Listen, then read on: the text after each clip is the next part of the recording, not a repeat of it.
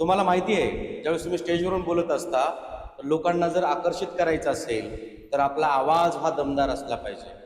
आणि बऱ्याच वक्त्यांना हे माहिती नाही की आपला आवाज हा दमदार बनवण्यासाठी काय केलं पाहिजे.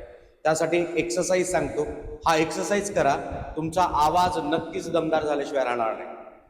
मग काय करायचं आहे, तर जसं तुम्ही उभे आहात तसेच उभे राहा. पुढे खांदे जे आहेत बाजूला गेलेले पाहिजेत आणि दीर्घ श्वास घ्यायचा, तोही पोट भरून.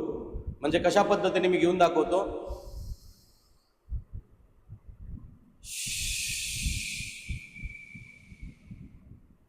म्हणजे जो श्वास आहे आतमध्ये घ्यायचा आणि बाहेर जाताना असा आवाज करायचा आणि बघायचं की तुम्ही ज्यावेळेस श्वास घेतला त्यावेळेस आतपर्यंत पोटापर्यंत तुमचा श्वास गेला का आणि बाहेर जाताना तुम्ही किती वेळ करताय हे पहा.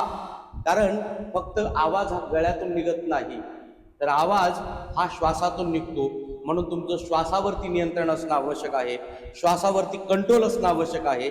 आणि श्वासापासूनच पॉवर बनते आपल्या आवाजामध्ये.